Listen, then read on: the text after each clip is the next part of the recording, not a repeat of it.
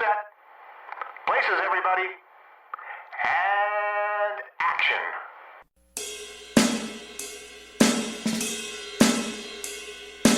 See you at the movies.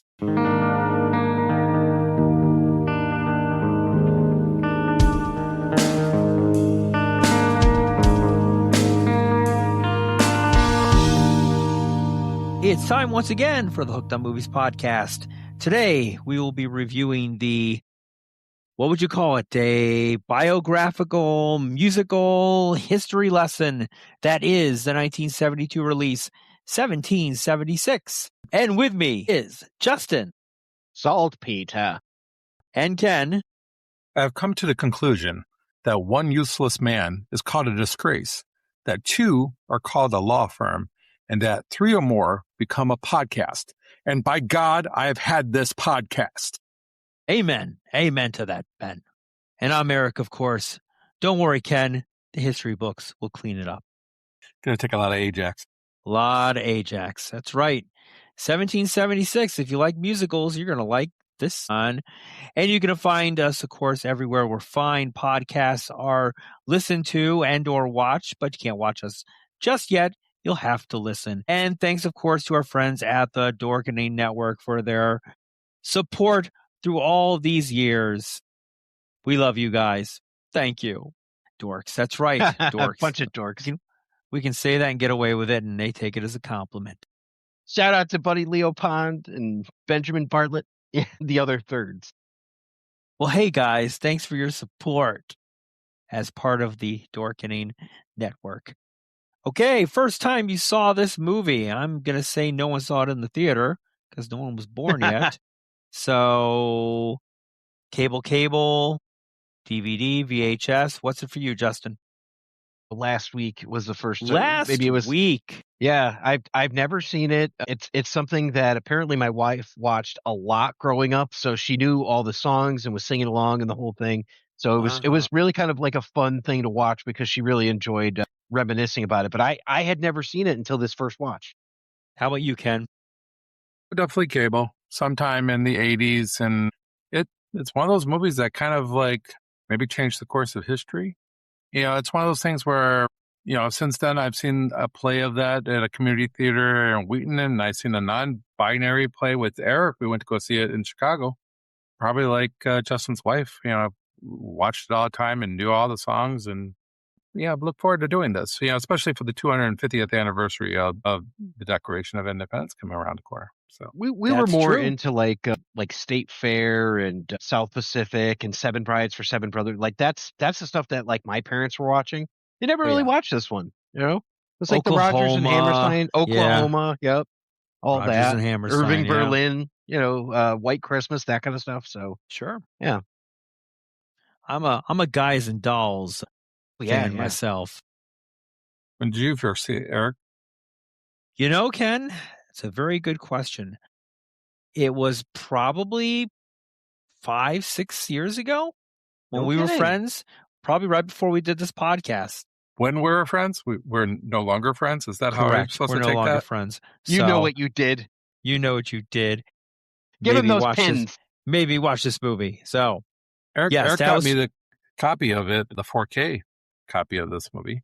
And Laserdisc. And Laserdisc, yeah. I'm holding his Laserdisc. She's holding the Laserdisc, yeah. Yeah.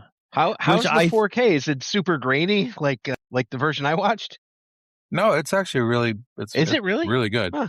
I actually watched it on the box. I was going to pull the Blu-ray out, but I'm like, yeah, I'm just going to watch it on the box, and the quality was great. Nice.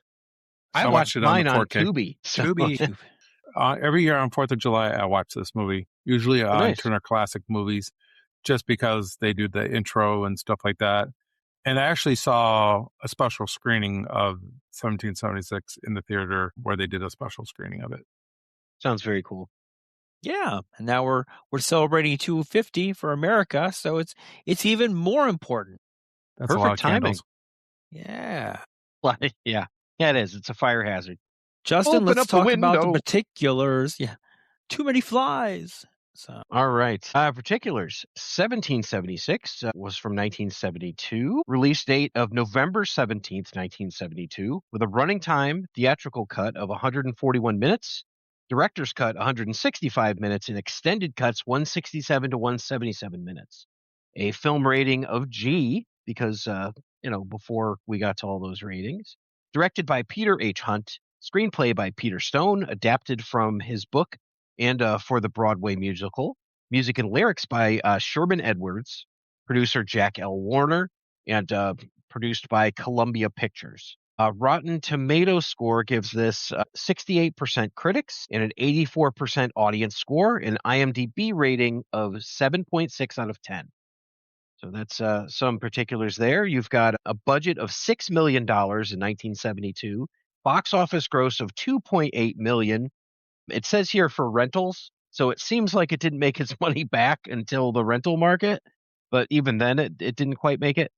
With a principal cast of William Daniels as John Adams, Howard Da Silva as Benjamin Franklin, Ken Howard as Thomas Jefferson, Donald Madden as John Dickinson, John Cullum as Edward Rutledge, Blythe Danner as Martha Jefferson, Virginia Vestoff as Abigail Adams, Ron Holgate as Richard Henry Lee, David Ford as John Hancock, William Hanson as Caesar Rodney, Roy Poole as Stephen Hodkins. You'll remember him. Get me my rum! Then you've got Emery Bass as James Wilson, Howard Kane as Lewis Morris, Daniel Key as Dr. Josiah Bartlett, Ralston Hill as Charles Thompson, the congressional secretary. He's kind of an interesting one. Ray Middleton as Colonel Thomas McKeon, John Myers as Robert Livingston, and Patrick Hines as Samuel Chase. I have just one critical review here from Roger Ebert. He gave the film 2 stars, and I'm going to pull some excerpts from his quote. He says, "If 1776 is to be believed, the United States was founded by a bunch of nebbishes, and Declaration of Independence was written only after Thomas Jefferson rid himself of writer's block by making love to his wife. This is an insult to the real men who were Adams, Jefferson, Franklin, and the rest, but then we've emasculated our founding fathers in this story and song for so long that they're practically a set of caricatures. By the time 1776 came along, the stage was set for a dumb, simplistic romp through Independence Hall. I guess we don't want to fully recognize the stature of those early leaders, might make the present variety look a little transparent. I can hardly bear to remember the songs, much less discuss them. Perhaps I shouldn't. It is just too damn bad this movie didn't take advantage of its right to the pursuit of happiness." Ouch. And Siskel gave it 3 stars. Yeah, I didn't see his on there. Like, they were transcribing Ebert's, but holy smokes. I was like, okay, it does not seem like this was well received in 1972. Ebert was in a bad place in 1972. I can imagine. I mean, you guys had a comment about Nixon, so maybe that'll be part of the tidbits. We'll see. And let's roll into Ken's tidbits. Do do do do do do do do Ken's tidbits. Bits. Ooh. There you go. Bits and bits Ken's and tidbits. Tedbits. There. Tedbits. Sit down. John Adams was portrayed by William Daniels, who later starred in the television show St. Elsewhere. Who is still alive. He's 99 still alive. years old. There's actually 4 people from this movie that are still alive, as far as main characters. I think it's William Daniels, John Cullum, who played Edward Rutledge. Blythe Danner. She's in all those Meet the Blythe. Yeah, Blythe she's Danner, still alive. yep. And I'm trying to remember who the 4th one is off the top of my head, but I know there's 4. There's 4. So Probably Thomas Jefferson's wife. No, Ken Howard. she died. No, that's no. Thomas Jefferson's wife is John Adams' wife is the one you're talking about. She, I think, died young. So anyway, so we have William Daniels, who played Dr. Mark Craig in St. Elsewhere, was a descendant of John Adams. No So kidding. it was filled with references and quotes from the play. So I guess during one of the St. Elsewhere episodes that were filmed in Philadelphia, Dr. Craig declares that it's hot as hell in Philadelphia, that he's obnoxious and disliked. So that's kind of cool. So the tally board in the congressional chamber clarifying each colony's position at any given moment didn't exist in real life. That's kind of sad. It was only used for dramatic effect for the movie. Oh. Back to William Daniels. He had also played John Quincy Adams, who is the oldest son of Abigail and John Adams, in The Adams Chronicles from 1976. He also played Samuel Adams, John's second cousin and another signer of the Declaration of Independence, in the movie called The Bastard in 1978. He played John Adams again in The Rebels in 1979. And I don't know why this is in the tidbit because everything is related to John Adams, but he also became the voice of Kit on the supercard from Knight Rider. Yep, So that's Bet right. your ass. I don't know why that's in the same tidbit, but it is. Best tidbit of the lot. So the pig who appears in the street scene where Adams and Franklin go to visit Jefferson in his quarters was, according to Peter Hunt, the director, the same pig who played Arnold Ziffel in Green Acres. That's a smart pig. Wow. Okay. Yep. Green Acres is the place to be. That's what I All heard. right. Many of the outdoor shots were filmed at what is now the Warner Ranch, just north of the main studio. The water fountain in Lees of Old Virginia is probably best known as the fountain at the beginning of Friends, and is directly across the street from the house facades used in the TV show Bewitched and I Dream of Jeannie. Most of the other colonial sets were destroyed by a devastating fire in the mid-1970s, and the Warner Ranch neighborhood and park used in 1776 were torn up in 2025, but they saved the fountain. Director Peter Hunt and writer Peter Stone claimed on the DVD commentary that President Richard Nixon was given a private screening of the movie before its release in 1972 by his friend Jack Warner. The claim further goes on that the song Cool Considerate Men offended Nixon because he thought the audiences would take it as a criticism of his presidency, even though the film was set 2 centuries earlier. So Warner removed it at Nixon's request. However, documents from the Nixon Library showed that 1776 was never previewed at the White House, but the documents do show the Nixon family was given a performance of the stage play of 1776 at the White House on February 22nd, 1970. This may be the cause of the confusion about the private screening of the film. Mm-hmm. Peter Hunt also says that originally he had not planned to cast Howard da Silva as Benjamin Franklin in the film's version because he was a difficult actor during the Broadway production of 1776. However, he relented and let Da Silva, and actually he got replaced. The actual soundtrack of 1776 doesn't have him on it. It was his lost out on that royalty. Yeah. Yeah, all $5. But, 1776 money, that's a lot of money. I have a feeling that the soundtrack did better than this movie.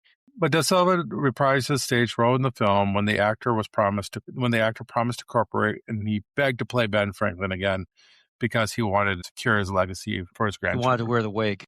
Yeah. During the debate on the slavery, I've only seen him in one other movie, and that was Mommy Dearest. I don't know what other movies he ever did, but during the debate on a slavery clause in the Declaration of Independence, Jefferson tells John Dickinson that he has already resolved to free his own slaves. But in fact, Thomas Jefferson only freed 2 slaves during his lifetime and 5 slaves in his will. Most of the 200 remaining slaves were sold upon his death. And screwed the rest. So, screw you, Thomas Jefferson. Like with Dickinson, is Dickinson actually the villain in this? Because it's like, for when you this think of it, movie, he is, but in reality, he wasn't this person. yeah. Like Dickinson or Rutledge maybe are the villains, but are they actually or just adversaries? And I don't even know if they were really adversaries even in real life. I mean, I read somewhere that most people actually really like John Adams for the most part. So the only person who didn't like John Adams was probably John Adams. And Alexander Hamilton didn't like most of these people, so. Well, yeah, we see what happened to Alexander Hamilton, so there you go. Yeah, but this is the last film produced by Jack Warner, who was a naturalized American citizen and considered this film to be a gift to his adopted country. He also paid $1.25 million for the rights, as he was forced, though, to go into partnership with his arch rivals at Columbia to get this movie made. And my final tidbit, Reverend John Witherspoon, delegate from New Jersey, is a real-life ancestor of actress Reese Witherspoon. Crazy. How about that for a tidbit? And that is my tidbits for now. It's now time for Eric and his plot. Sit back, everybody. This one's got a lot of names and a lot of states. So here we go. John Adams, representing Massachusetts in the Second Continental Congress in Philadelphia, laments the body's refusal to debate his motion to declare the colony's independence from Great Britain and instead to discuss more trivial matters. Disliked by most of his fellow congressmen, he frequently seeks advice and comfort from his wife, Abigail. Benjamin Franklin of Pennsylvania, one of the few who enjoy Adams' company due mainly to their shared dream of independence, suggests someone else propose the independence resolution. Richard Henry Lee of Virginia eagerly agrees, and he rides home to get authorization from the state legislature to do so.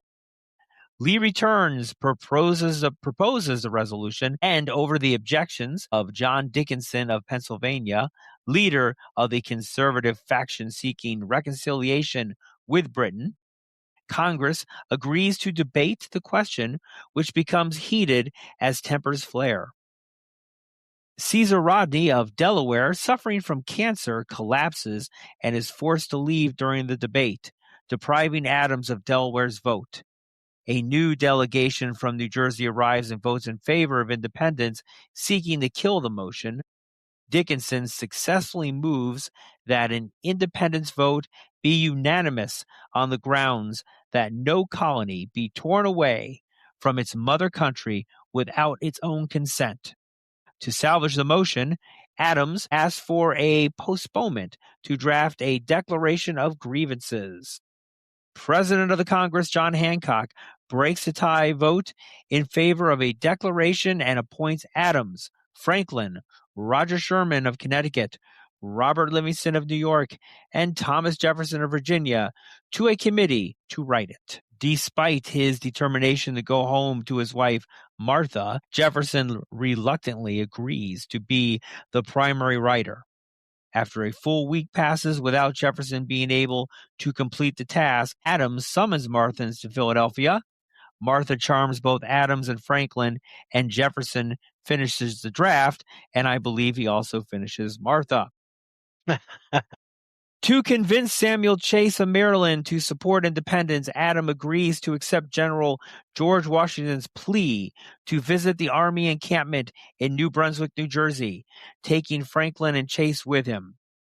After the members return to their lodgings, a young military courier arrives and sadly relates to congressional custodian Andrew McNair how his two best friends were killed in the Battle of Lexington. After Adams and Franklin return from New Jersey, the declaration is read to the full Congress, which begins accepting many amendments. Jefferson agrees to almost all of the changes, except striking language referring to King George as a tyrant and objecting to slavery. Edward Rutledge of South Carolina leads the Southern members in walking out in protest just as Chase returns with Maryland's vote supporting independence. Frustrated at Adams' refusal to compromise, Franklin tells him that to achieve the primary goal of independence, Adams must accept that those with opinions contrary to his will be part of their new nation.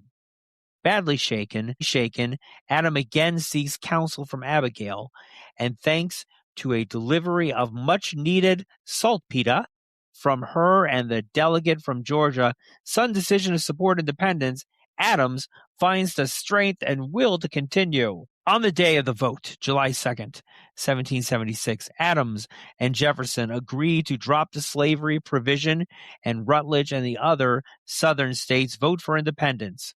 With Delaware divided, Rodney is brought back to support independence by majority vote of its 3 representatives.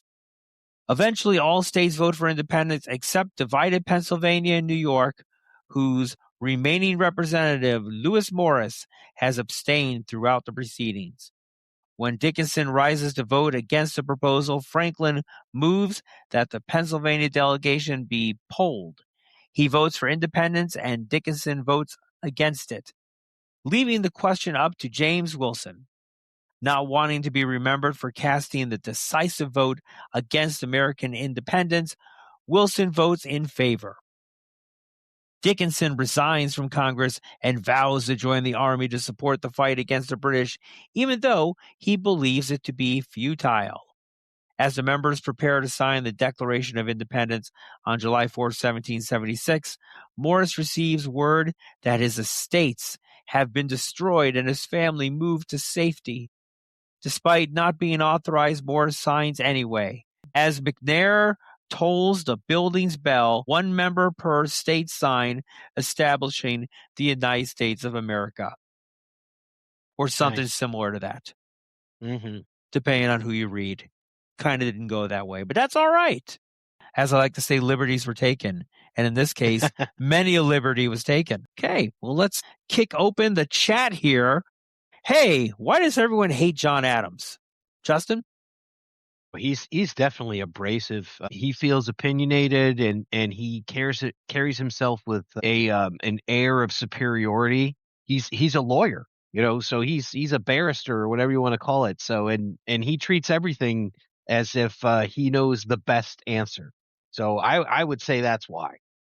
Ken? I mean, he feels like he's the champion of this cause and nobody else can be that champion. In fact, he's kind of appalled that they wanted to get somebody else to do this. In fact, later on, when Lee, is able to propose this to Congress, other people are like, hey, we were told that when somebody outside of New England does it, that we couldn't hold our support any longer. So they just feel like he just overdoes it with his axe to grind, right? So, and it just puts some people off, even people that are on his side. Growing up in my household, I was forced to watch certain TV shows because we only had one television. Murder, She Wrote was one. Hotel was another. Falcon Crest was the third. Falcon Crest. And the fourth was St. Elsewhere. And as I'm watching this movie, all I'm seeing is Mark Craig from St. Elsewhere being portrayed by William Daniels doing John Adams. That's all I could see. His character in both the TV show and the movie were so similar to me, I understood why people didn't like him. He had that air of superiority. TV show, he's a doctor. Here he's a lawyer, wants his independence, hates the British, and he is the type of person, and I think really William Daniels played his character well. He's the kind of person that does not want to compromise. He's the smartest person in the room. He knows what's right for the colonies, and why are you going against him? And that's the funny thing. He's not the smartest person in the room. No, Benjamin far Franklin from it. is. Far from it. Oh, yeah. Oh, yeah. No, I get it. But he's definitely the most vocal of his opinions. It's interesting, too, because when you said that about St. Elsewhere, I think of him as Mr. Feeney from Boy Meets World, which is different generation. Where I knew him from. So I was like, Mr. Matthews. Yes. Or the voice of Kit. Right? The voice of Kit. That was my childhood right there. Yeah. I had the big wheels, the Knight Rider big wheels. So why do you guys think the other delegates are really reluctant to support him at first? Is it his personality? Do they really disagree with independence, or are they just so frustrated with his personality that they just don't want to go with him? I think there's multiple reasons depending on what side of the fence. I mean, the South is going to do what the South wants, right? And you got North Carolina. Always. Is it North Carolina or South Carolina? Whoever. I can never remember which one. It's North Carolina that's always letting South Carolina go first. The fact that they have, the one voice speaks for the South. So they are all about the slavery, right? So the Carolina is like, hey, we want independence, but for ourselves. And until you show us that we're going to be fine doing what we do, we're not going to agree to anything. And then you have other states that don't think that they can win the war because, nobody's went up against England like this before, right? And so how are they going to win against a juggernaut like them? And then other ones are put off by John Adams, and they're kind of like laying low until they get somebody like Virginia to propose it, because Virginia has like clout. Virginia, as he would say, is the first colony, right? I think Massachusetts has also been considered the problem child throughout this whole proceeding. They're the Agreed. ones, Yeah.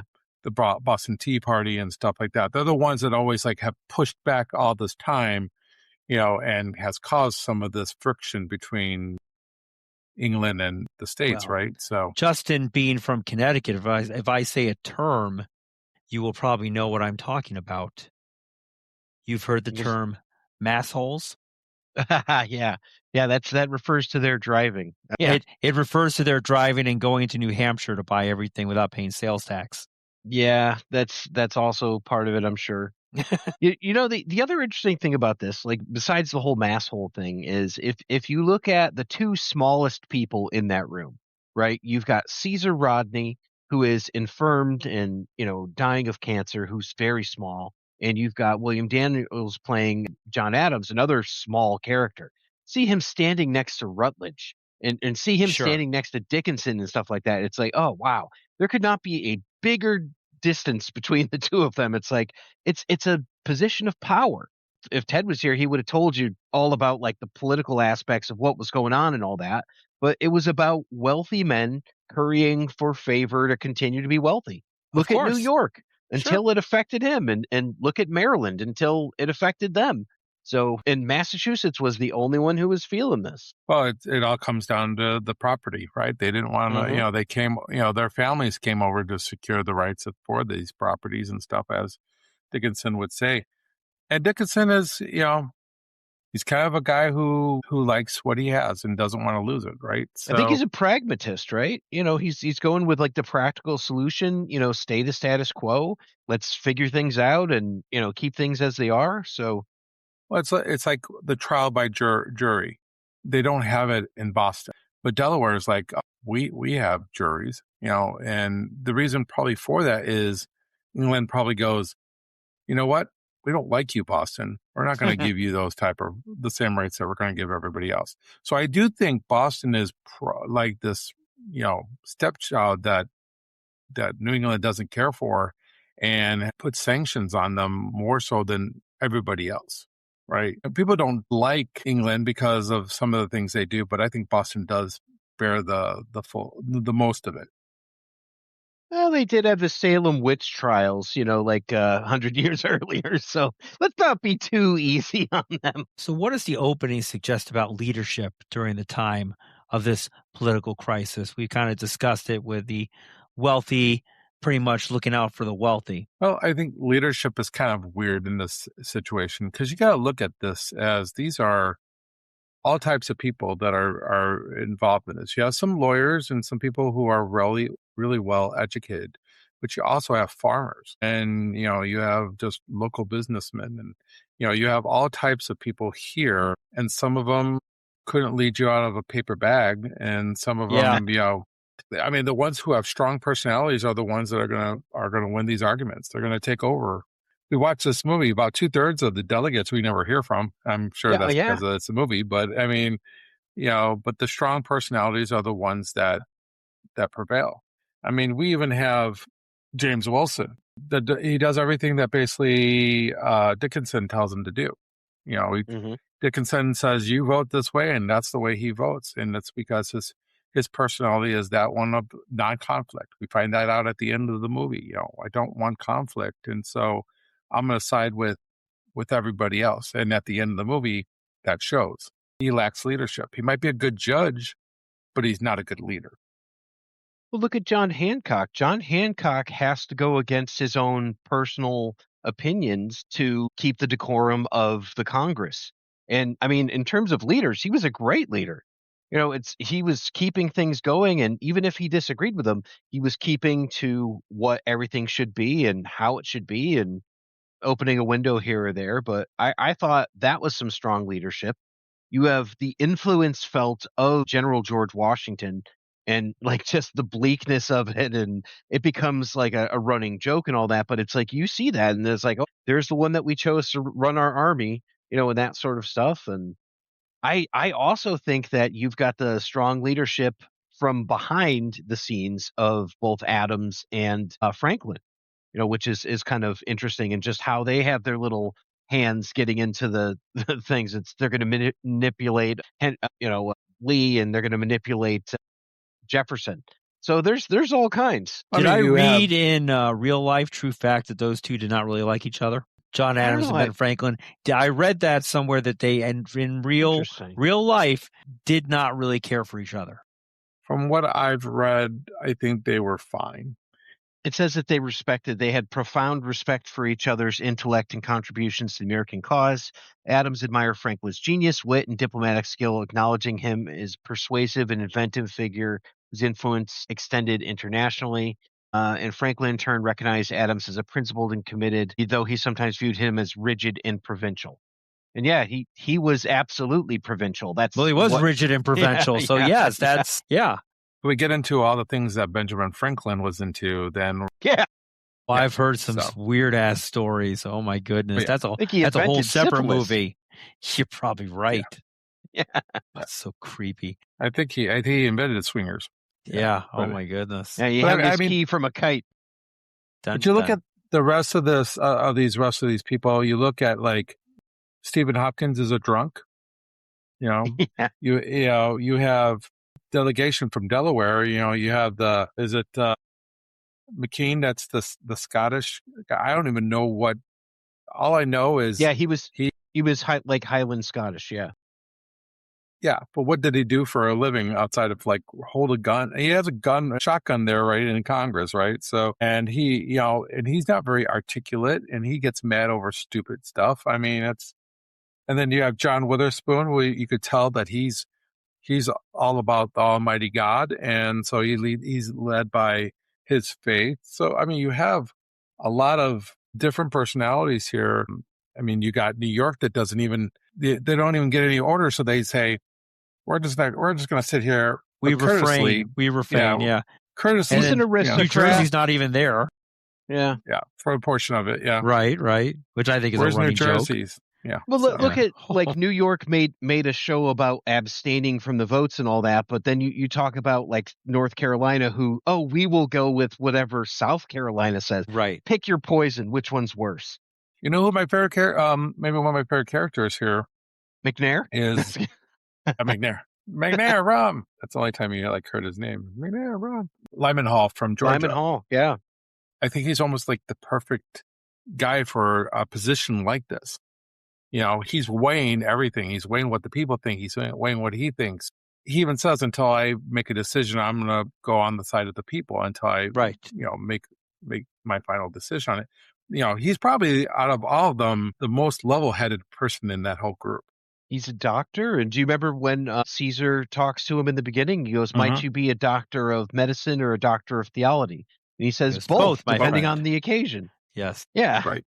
He's our perspective character more so than John Adams, who's kind of like the main point of view character, but he's harder to relate to. I think Dr. Lyman Hall, that's an excellent observation, that he's your perspective. Yeah, because he comes in when everybody else is already there, except for, New Jersey. He's kind of us. He's us looking at all of this and seeing how it's being played out. And he's coming in as a new perspective, too. He's not part of the old status quo. Yeah, good point, Eric. Yeah, he's not the brand new delegate. Mixed in with anyone. Yeah, he hasn't. This is the first time he's seen these people. So he doesn't have any axes to grind with anyone. He doesn't have any biases. He doesn't have anything pro or con yet. This is all brand new to him. And I think the way he enters and makes his appearance in there is quite good, because they're all asking him the same question. How do you feel about independence? Yeah. Yeah. And I love what he says to Rutledge, because Rutledge is, and they are, and he's like, personal. Yes. Mm-hmm. And I just love the fact that he didn't back down, that he basically stood there and be like, hey. I wasn't expecting that. Yeah. And that's right there. It kind of sets the tone of what Georgia is going to be. Yeah. Good call. Well, let's talk about the arguments there for the delegates. Yeah, I mean, you got the pro and you got the against. What are some of the delegates' arguments for independence? Well, the taxes, they're way too high. And representation. It's not consistent across the board, as we talked earlier. Trial by jury, or it depends on where you're at and what England thinks of you. There's oppression, going on in Massachusetts and New Hampshire and all that. pretty bad. Like It's definitely they're more being up north mistreated. than the South. Yeah. Mhm. I mean, the South is selling their cotton and their textiles to England. So they have more of a financial favor with England, where I think New England is more of a, Port of Boston, man. That's where it all enters, right? Would just like to stand up for Connecticut and say that Connecticut did have a big contingent of tobacco farms, but that's fine. So not a lot of people knew that. Yeah. But I also think that there's a different relationship between the North and the South, and the fact that basically England colonized what we consider the North. Quakers. Virginia, Pennsylvania. That's really what England started right there. But if you go further down south, when you get to the Carolinas and Georgia and stuff, those are kind of like offshoots. They're not their original 13, but they're kind of like the second half of that, right? Well, Rhode Redheaded Island's a perfect stepchild. example. Yeah. Rhode Island's an offshoot. Connecticut's an offshoot because Massachusetts, we don't like the craziness that's going on here. I want to have even more freedom of religion. Now we've got Rhode Island. We've got Connecticut. We want to go down here. We want different commerce stuff. And Delaware wants to have different stuff than Virginia and Maryland and all that. So, yeah, you're right. They have that, but these were all initially founded on the idea of being free, and we want to worship the way we want to worship. We want to have commerce the way we do, and live our culture the way we want to. And now it's getting to that point where everything's kind of amalgamating together, and we all have this American culture, and it's just not working. It's kind of funny how we see this here in 1770s is basically the same thing that we're still seeing to this day. It is very funny. Yeah. You have all these sections of the states that they want things a certain way, and this is the same thing here in 1776. You got the South that wants to be left alone. They want to do things the way they normally do it. And you have places in the North that disagree with each other because they want to do things their own way, and that's why you have like the New England area. It's, whatever the New England areas consist of. But New Englanders are looked at differently than, let's say, somebody who came from Pennsylvania. It hasn't changed much over 250 years. Try 2000. You could liken this to Julius Caesar, and it's kind of the same old arguments. So meet the new boss the same as the old boss. That's right. So what are the arguments against independence? Some good ones. Against independence, maintain your standing with the king and maintain Status your quo. land and holdings. Right. Yeah. Maintain your favor. You also have protection from the strongest country in the world. If other countries try to take it over, England's right there to be like, yeah, that ain't happening.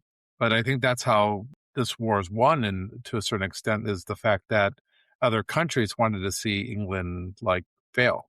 They wanted to see, them not be able to keep these colonies, because that would put a chink in their armor. I think people are also always afraid of change too.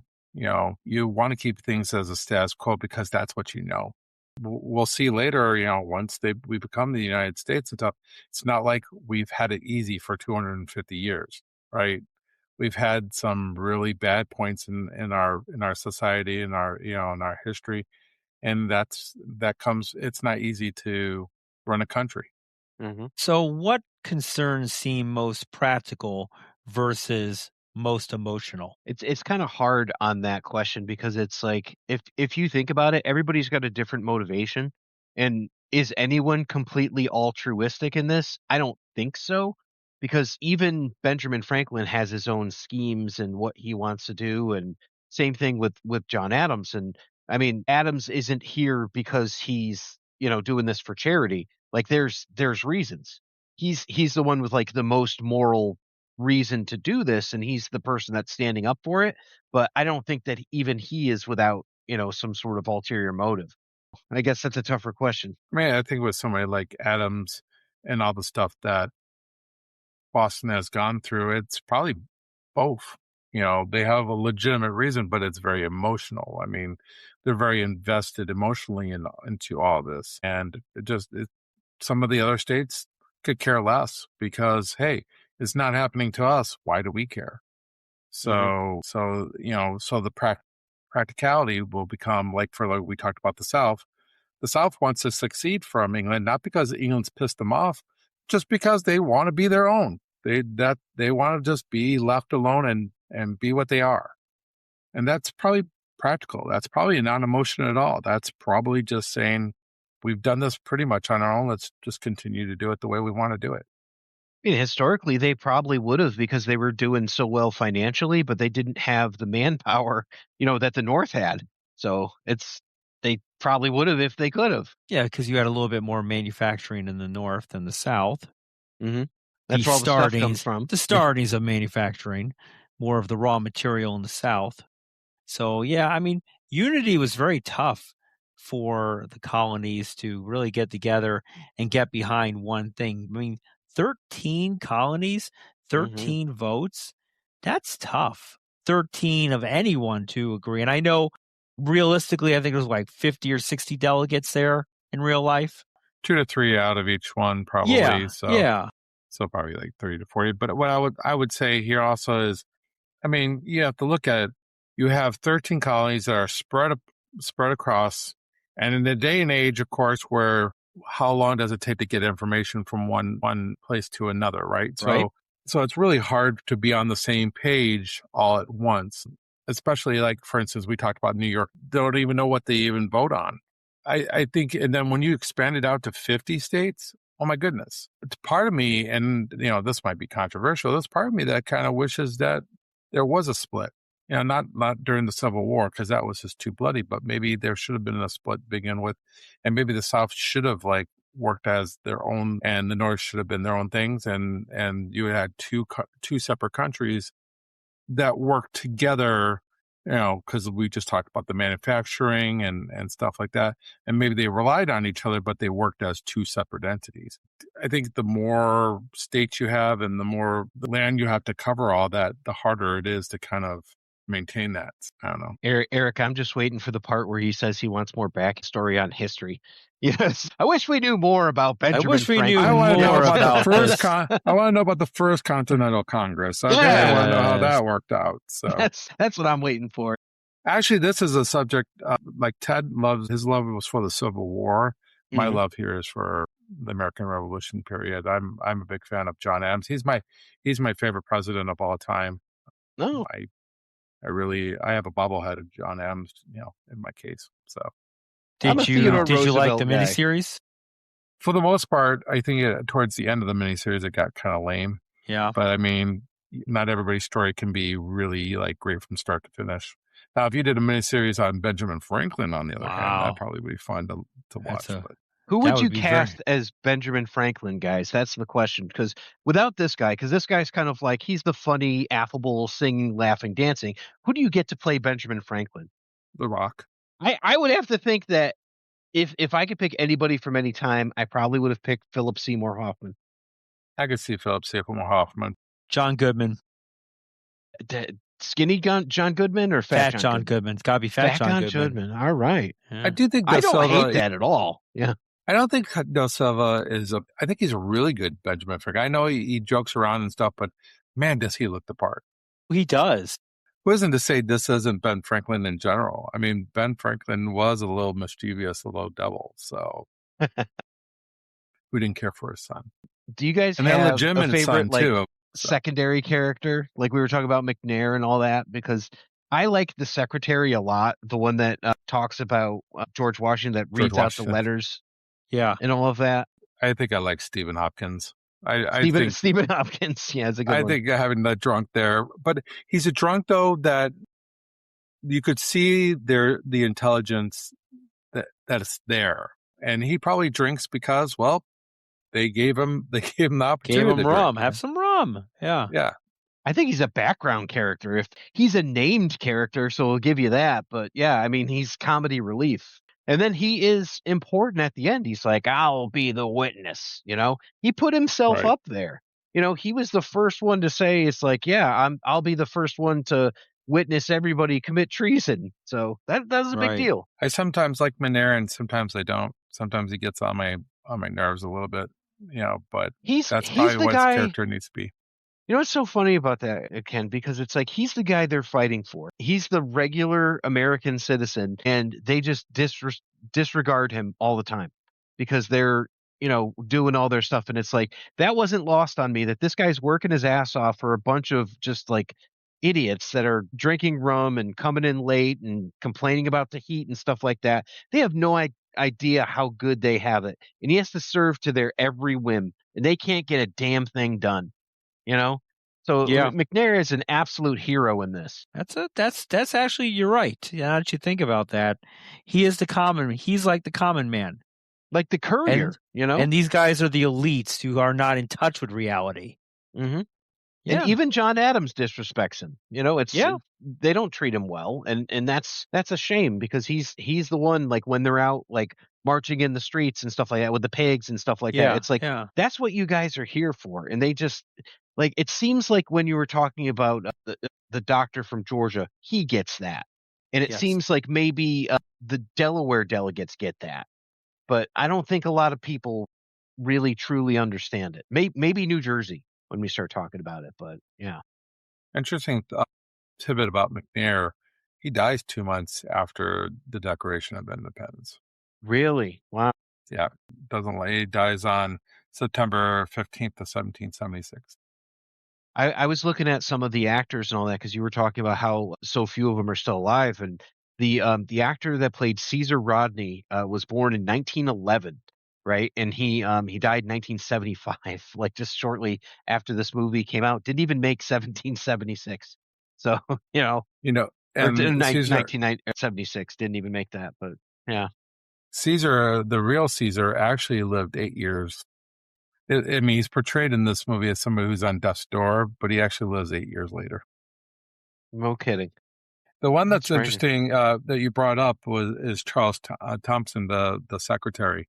Mm-hmm. And he was the secretary of both the First Continental and the Second Continental Congress. They didn't offer him a job, though, when they became the United States of America. He got fired. Wow. No. Thanks, but no thanks.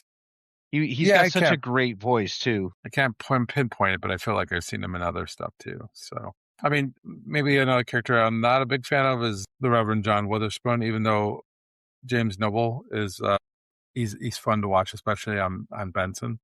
Yes. They play him off as being this self-righteous, character and stuff like that, and it just...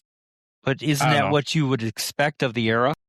Some character has to be that guy, right? So I not read enough about John Witherspoon outside of the fact that everybody wanted to be with his like great niece or the granddaughter or however they're related. I don't know. So let me ask you this then: what's your take on Thomas Jefferson in this movie? Because I feel like where the pen meets the paper, you do not get that from him when he speaks. Yeah, Yeah, he comes off being, he's supposed to be this ladies' man kind of guy, right? But I don't know, he just seems a little, is the word soft? He's super stoic, and like he may as well be like the wooden ship head, like hanging out, like they carved him out of wood. Thomas Jefferson was a man he was very reserved. He wrote really well. But as far as like, with others, I think he was an introvert. Okay. I mean, that's, I just mean like the portrayal here. It's like, we don't get a lot from Jefferson. We get Jefferson and his wife and all that, but like in this play, and I don't know how historically accurate it is. I just mean like, is he a compelling character where you're like, oh, I love Jefferson in this. I love Jefferson in Hamilton, but I don't know if I love Jefferson in 1776. He has like a couple good things. Like he's super plot important, but is he super charismatic? I would argue he's not. I think the only time I enjoy his character for sure is when they're singing about writing. When they're up on the stairs. When they're who's going to write it. Yeah, that's probably what I enjoy him.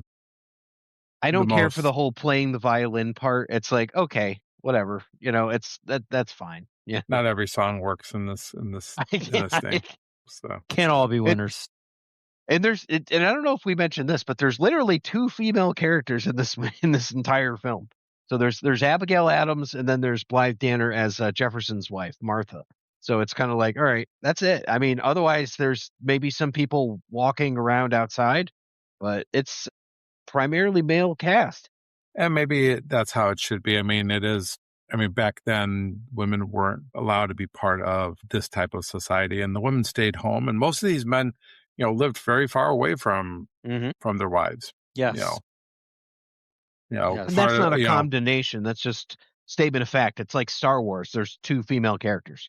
It's like. So basically, you're saying Star Wars ripped off 1776. I got it. I am saying that. Yes, that is what I said. So wow, that's incredible. That's weird that you make a Star Wars comparison. That's we're talking about Ted, so we got to talk about Star Wars. That's pretty good.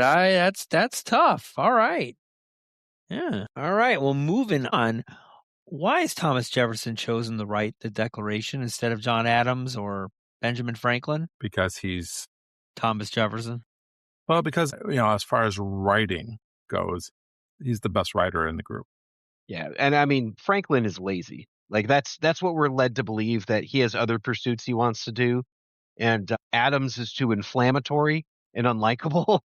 And then who was the other guy, the one from New York or something like that, and he just wasn't up for the task. So it was clear that Jefferson was the best choice of the bunch. Well, you had the one who didn't know a participle from a predicate or whatever. I don't even know it. So I'm not going to write anything myself. But I think in this particular case, I mean, Jefferson has shown a history of being able to write things and write them very well, that not just that everybody there could understand, but every man can understand. So he had probably a very good ability to reach all kinds of people with his writing. And he went to William and Mary. So, yeah, okay. Well, I mean, just saying. I mean, he's highly educated. No one would say that Benjamin Franklin is not highly educated. So it's like he invented the stove. I'm Benjamin Franklin. I invented the stove. Yes. But Benjamin Franklin also didn't really write anything of a serious political note. Nothing serious at all. Yeah, he talked about his musings, Yeah. He loved to turn a phrase. He was a very inquisitive man. He was very, I'll try this and I'll try that and see how it works, right? And that's how he became inventor of so many things, because he wasn't afraid to kind of mess around and try things out, right? Thomas Jefferson is the right man for the job. Simple as that. They sure weren't going to ask Henry Lee. I'm Henry Lee. Everything would end from Virginia in Lee. Yes. Respectful Lee. Respectfully. Yeah. Yes. That is my favorite song in this one. I do love that song. He definitely is the one that probably has the most energy. Positive about everything. Too. Yeah. I love it just because of how it annoys John Adams. Yes. I do, yeah. It is fun to watch. He's like, how can we miss you if you haven't left yet? Right, exactly. So, why is slavery? Why is this issue such an important turning point in the film? I mean, the whole second half of this really portrays around slavery. I think how intense. Yeah. Yes. I think this is more of a focus of the time of the 60s and 70s more than it is maybe of the time of 1776, right? Not saying that this wasn't an issue. I'm sure it was an issue back in 1776. But as we can see, when I talked about my tidbits, Thomas Jefferson only released 2 of his slaves. It's not like he released everybody, and we already heard like how many, Thomas Jefferson might have had some children with some of these slaves too. Might have. He did. Yeah. Mm-hmm. Oh, no. So I think slavery is a deal, but I think it's used for dramatic effect here more so than was it really something that was keeping this from actually happening? Probably not as much as the movie will let you believe. Yeah, I do agree with that, because I mean you see Adams, and Adams is so staunch against it and all that, and it's like, was that really going to be the thing that kept him from getting what he needed to get done? I don't believe that. I think that if it was like Hamilton or someone or someone else who was more renowned for their abolitionism, then yeah, but I don't know.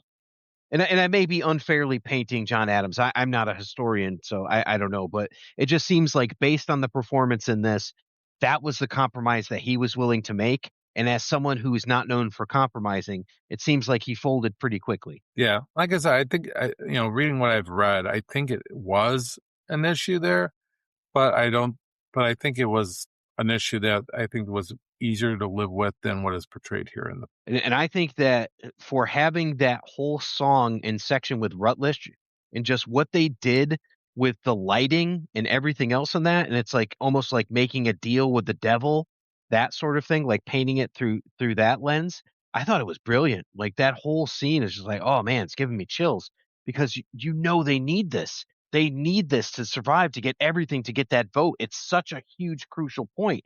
And they've got to shake hands and make nice with someone who does something that's deplorable that they don't like. So I thought it was a very dramatic way to do it, but not historically accurate.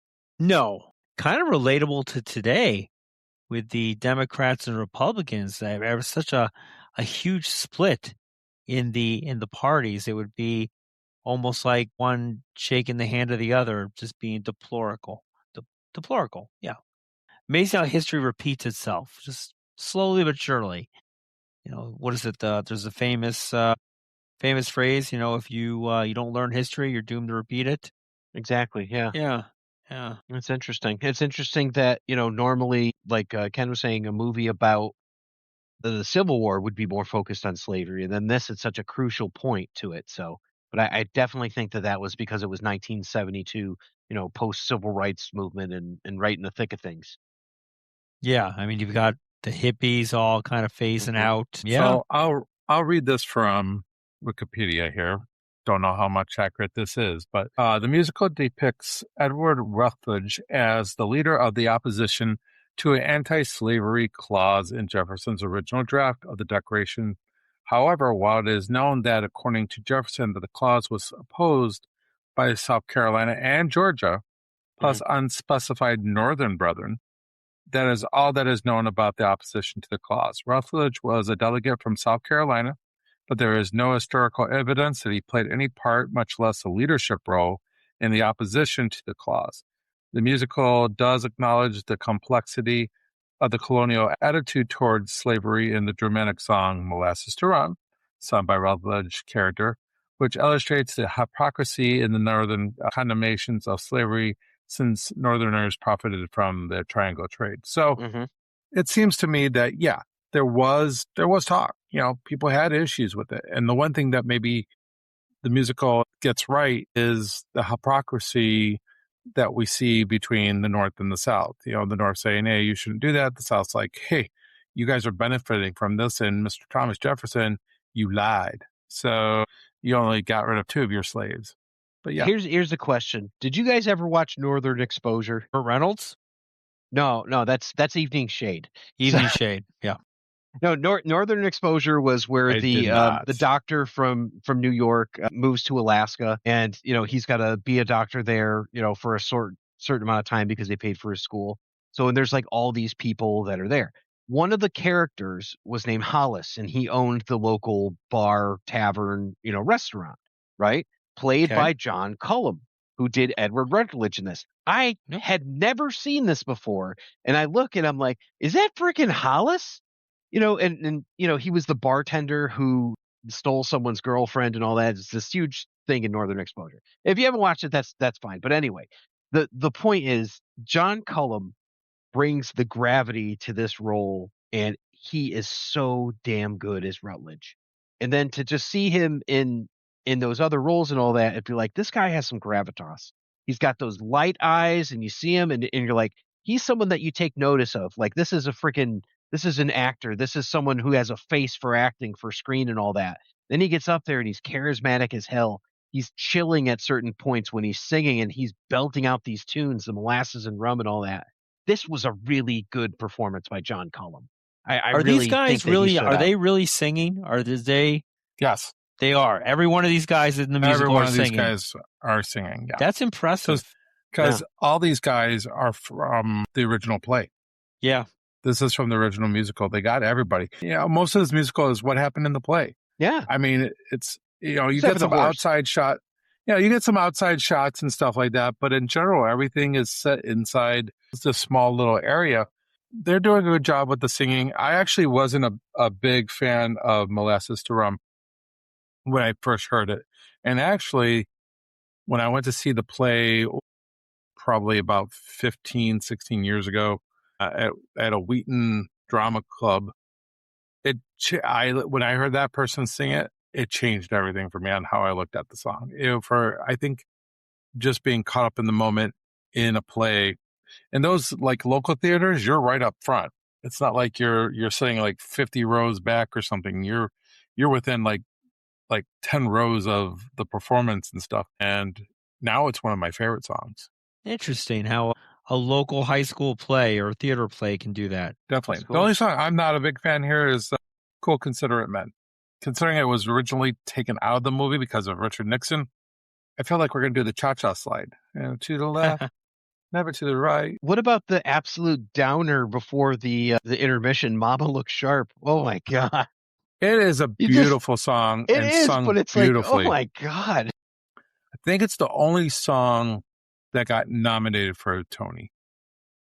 So Yeah, out of all the songs, I think that it's one a is the hard one that listen, man. You know, it's beautiful and it's sung so well by the actor, but wow. You know, funny thing that it just said about that play in Wheaton, that person who sang that song at the Wheaton play, exact opposite. oh really? Maybe he was horrible at it. Couldn't sing a note of it. I mean, I was just like, I could do better than you just did on it. I think it is the most powerful song out of all the songs out there. It's not my favorite song, but I think it's the most powerful song. Have you That or ever belted Molasses one of to these out at karaoke? No, nothing from this. No. Yeah, nothing from 1770. Okay. No. Yeah, me either, I would give so. it. I would give a shot at Mama Look Sharp. I would give that a shot. You'd be singing Molasses and Rum. Only problem with that song is it goes on for a very, very Yeah, long it does. time. It's like 8 minutes long. Yeah. Just when you think it's over, he's like, you have one of the guys The second like, stanza comes in. Yeah. for goodness sake or something like that, and you thought that it was over, and he's like, and he's like, nope, just started. Here we go with the second half of the song. There are some clunker songs in this. I wasn't like a huge fan of Piddle Twiddle Resolve, but I'll get over it. Let's take a look at these songs. Let's go through them. Let's go through the list. See what you got. Well, first song is the Sit Down John song, and I actually enjoy Sit Down. Yeah, I do too. I like when we get to Till Then, at the end of Till Then, they go sit down, John, at the end. I kind of like that at the end. I was like, okay, you're done. But Piddle Twiddle and Resolve, I can see what you mean on that. It's not one of the strongest songs on there. It's not. I don't hate it. It's just not the strongest.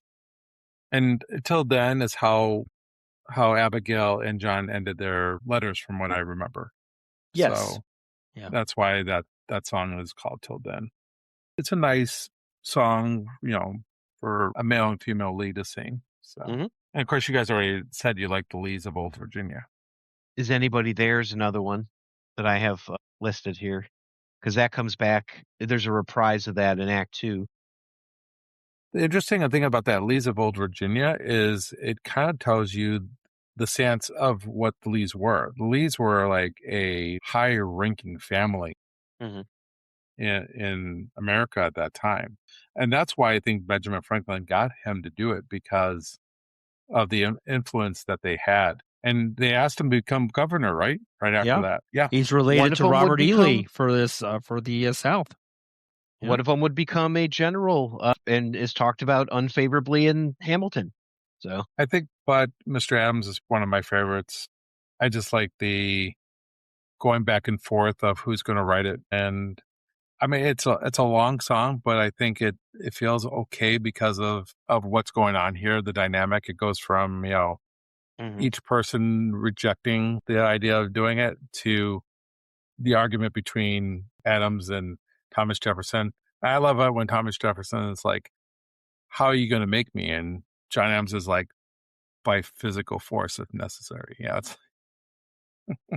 It comes back to that at least twice. And he's like a foot taller than him. He just stands over him.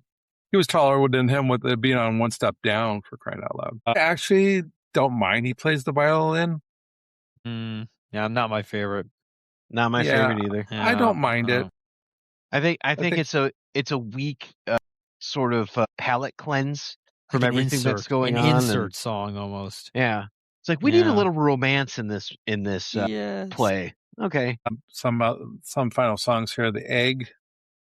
I'm not sure where I fall on The Egg. I want to like it, and sometimes I feel like I do, and sometimes I feel like I don't. I do like them arguing about the bird being, the turkey. The turkey is a noble bird.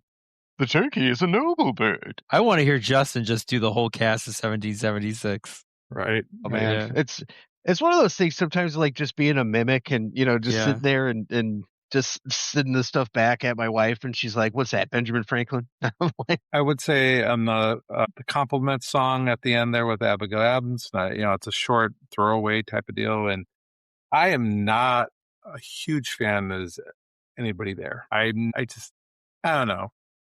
It's okay at best, I guess. It's not how I want the final song of 1776 to be. yeah. Well, I mean, they also have the finale and Sit Down, John, too. So I think that's probably different in the movie than it is in the play. You'd know better than me though, but they always like to come back to the beginning and just kind of bring it home, and that's how you're closing. Bring it back to that big opening number. Mm-hmm. Yeah, I would definitely see this stage show. I've never seen this one before, but I've heard plenty of people talk about it and all that. So, but I'd be really interesting to see how it ranks when I see it live in person versus the film. I guess it's hard to compare since we weren't there for the original cast, but I mean, Yeah, of course. I mean, like I said, me and Eric went to go see the non-binary, and I thought they didn't do a bad job, with the songs, considering, you had a lot of different voices in there, and that there weren't like necessarily strong male voices and stuff like that. So it was a different take on it. That they might did be do even better actually if you have different, stronger voices coming from different,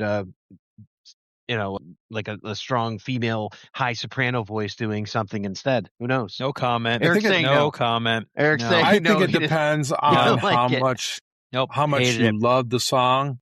Okay. If you love the song and then you heard it a different way, you might be like, but I want it to be what originally it was. So you want to hear it how you heard it on the album. Okay. Exactly. I get it. I just don't want someone trying to rewrite history for me. That's all. That's, you know what? There are movies that have men and there are movies that have women, and that's it. Don't try and intermingle them. Don't. So in other words, you just want something that's a little bit closer to the actual reality of like the truth of the story. I want someone who's not trying to put their fucking political agenda down my throat. That's what I want. In 1776, that might be difficult. Right. No, and the one that me and Ken saw live. Well, I get you. I get the you. non-binary. Yeah, and I would say this. I bought. That's my opinion.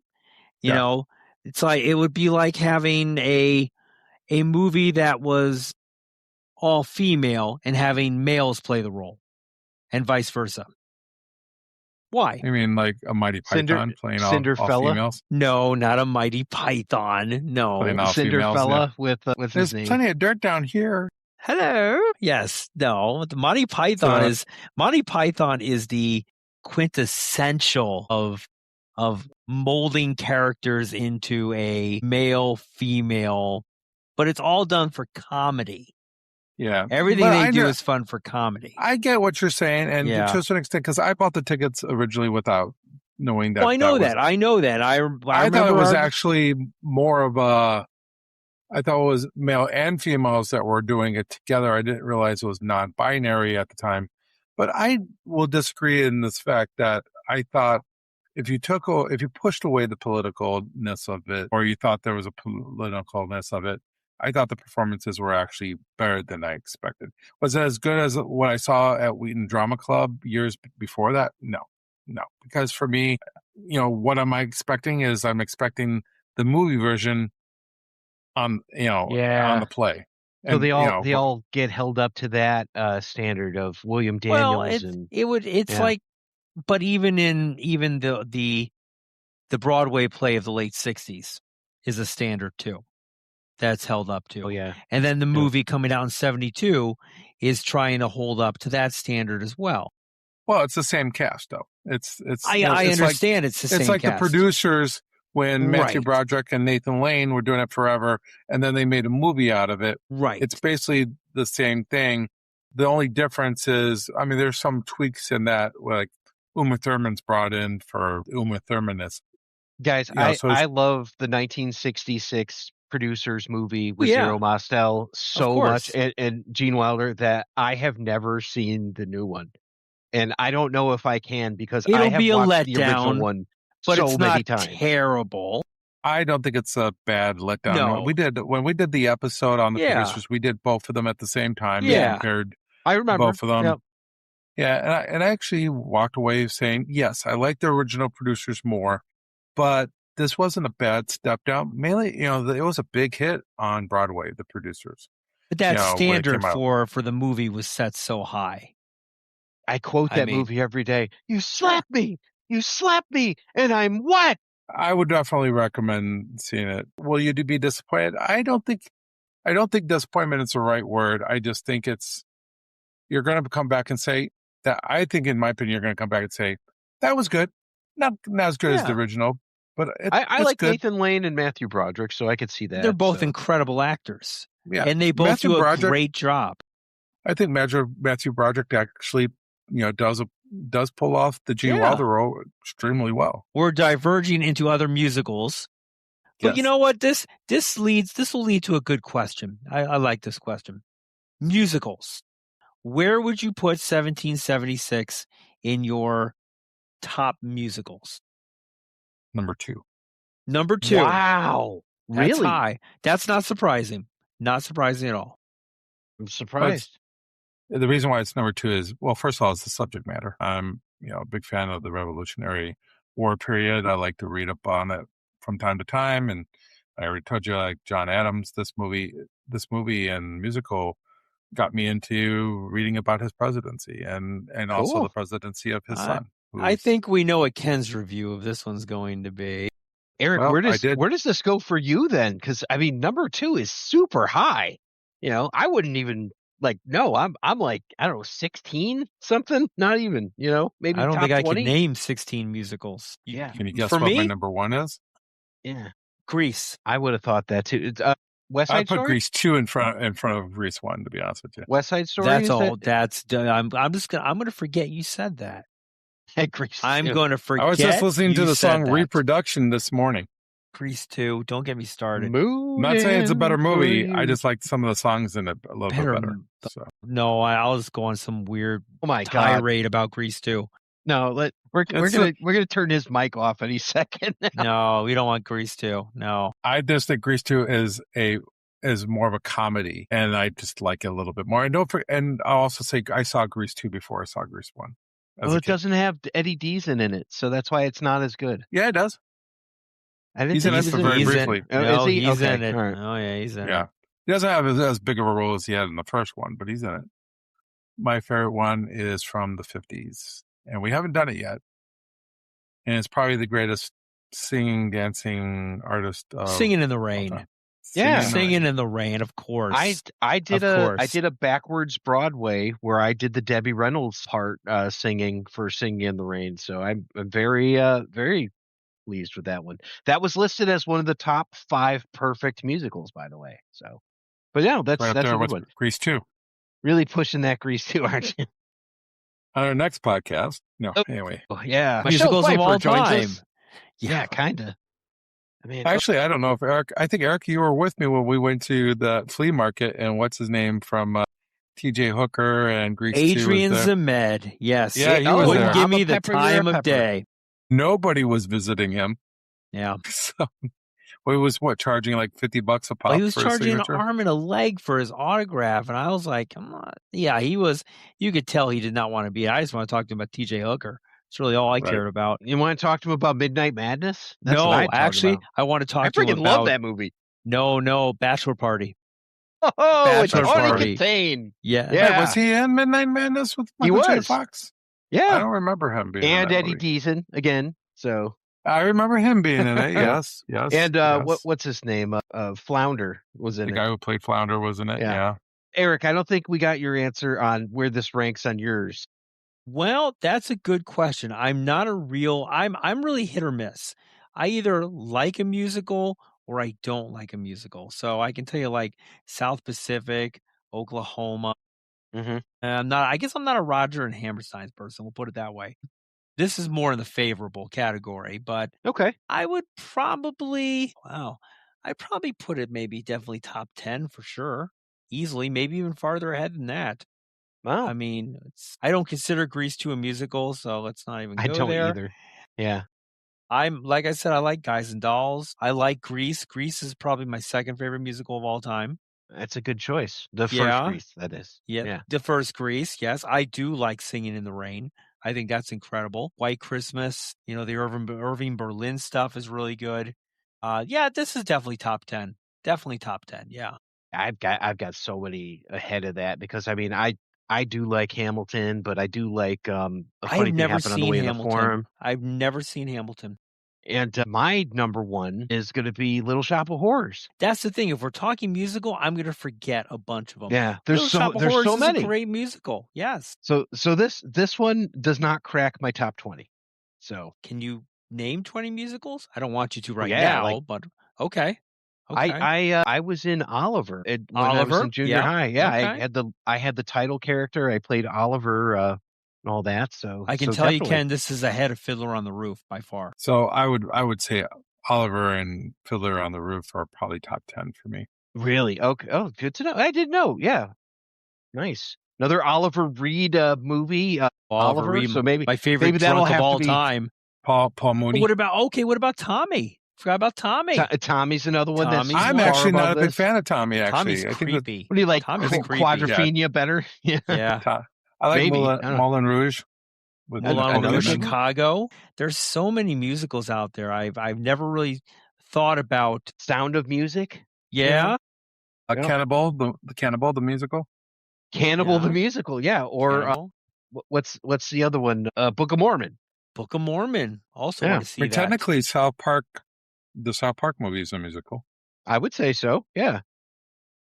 What would Brian Boitano do if he was here right now? I've not. No. I have. Yeah, I want to see Book of Mormon. We should do a podcast just like dedicated on musicals. You probably could. You've done a couple. You've done a couple so far. I shouldn't say a podcast, an episode dedicated on musical. Just going over like our top 10 or 20 musicals of all time. I look forward to Jaws the musical. The musical. Hitler on Ice. Thing. I don't know. Springtime for Hitler and Germany. So Young Frankenstein is a musical. So is it? Yeah. Is it? Now it is. Yeah. That's one maybe that shouldn't have become a musical. I've never seen it. I've listened to the soundtrack though. I have the soundtrack. Yeah. And I'm not impressed by the soundtrack. All right. Well, we're getting off tangents here. We got to get back. Spam-A-Lot. See, this is good. Another one better than this one. Spam-A-Lot. Camelot. Mm-hmm. Yeah, Richard Harris. Good point. Richard Harris. Yeah. It's only a model. It's only a model. Yes. Oh my goodness. Okay. Well, let's get focused back on our 250 years prior here. 1776. Does this music make the debate more memorable or less realistic? So they're debating, they're singing, they're dancing, they're grooving. I mean, do you think of it as more of, I know it's a musical, I'm trying to think of the phrase or the word, more, I don't want to say engaging? Yeah, engaging. Do you take them more seriously if they're singing it versus literally just debating and arguing and yelling? With two songs, Molasses to Rum, yes. That is so powerful. And the more and more you listen to it, the more and more I think it invites you in. And I think Mama Look Sharp just tells you about the horrors of war in general. And I think those two songs really stick out as far as, I mean, one doesn't have anything to do with the argument about the decoration or anything like that. Right, right.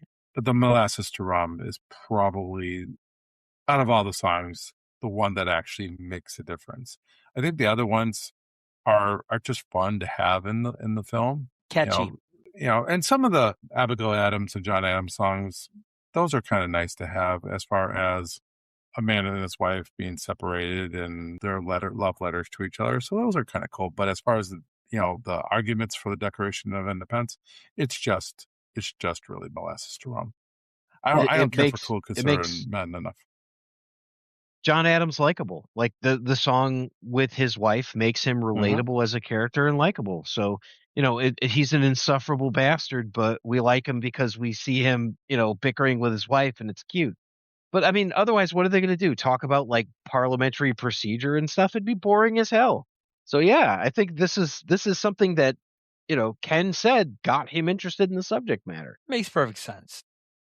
I mean, it is a little disappointing that later on you find out that some of these things didn't really happen. I mean, you just have to have antagonists. I think of the movie Cinderella Man. And Cinderella Man, the boxer, Max Baer, was played to be this antagonist that was going to try to kill James Braddock in the ring. But he was nothing like that. He was actually a really nice guy in real life. And so sometimes you get these characters that are just turned around and all of a sudden they're made into look like monsters. And then you find out later on that they were actually really good guys. Yes, Hollywood takes liberties sometimes at movies like this. I mean, especially this one, there's a lot of this stuff there really is no backing for. There's no historical record. There's no witnesses. It's just you got to take, kind of how you want this character portrayed in the movie. An antagonist, a drunk, flamboyant, hard-headed, it's just the way the characters have to be made. And I think they take liberties, like, for instance, when they're arguing about slavery and Benjamin Franklin says, well, I founded, the anti-slavery, he wasn't even part of that until after the Declaration of Independence was signed. So he wasn't even part of that. What's his name from Pennsylvania? The antagonist? Dickinson. He actually freed his slaves. He was the first one of all of them really to free his slaves, not Jefferson. But by the time everything was ratified by 1787, all his slaves were gone. It's hard to have slaves in an area where it's all eliminated too. Being in the North like that. So it's like, what can you do other than go with what the law of the land is anyway? Go with the flow. True. Huh? Yeah. Mm-hmm. Now, I would say, though, even though we have inaccuracies here, if the movie's made well enough and gets you involved and gets you into it like it did get into me, you're going to do the research and you're going to find out the truth about certain things. And does it take away a little bit from the movie? A little bit. You guys heard me in other podcasts where I find, especially movies that are playing based on a true story or yeah, that's true. And it irks me when I find out, oh, that never happened. That's why we remember the Titans. That movie, great movie, but it's one of those movies that kind of pissed me off when I find out like 80% of that shit didn't even happen. Because when everybody says, "Oh, that's my favorite football movie," I'm like, did you know that really happened that way? It is a very Ken trope. That is true. You don't like when they deviate far from the subject matter. I get that. The thing about this movie, though, was when I saw it, I was young enough that I watched it so much that this one kind of doesn't fall into that as much as the other ones because I was a different person at that particular time. So how does the musical format influence your opinion or the audience's understanding of history? I think that's like what he was saying before and how it engages you to learn more about it because it is catchy, and at least that's how I take it. Like I'm more interested in these characters now because, oh wow, Rutledge can sing. That's crazy. What if it wasn't a musical, like Ken? For example, would you have been engaged if this was a bio app or something?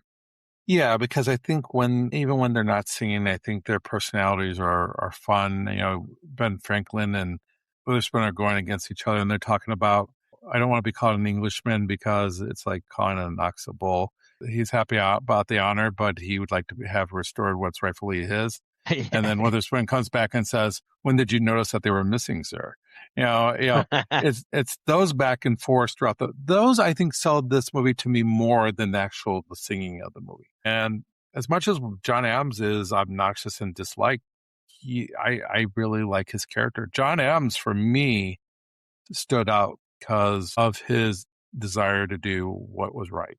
And I gravitated to this. So I think even if you took the music out of this, I think you have still a very strong story. Okay. So getting towards the end of the movie here, the final voting and the closing of the movie, why is the final vote presented as so suspenseful? Because it's a movie?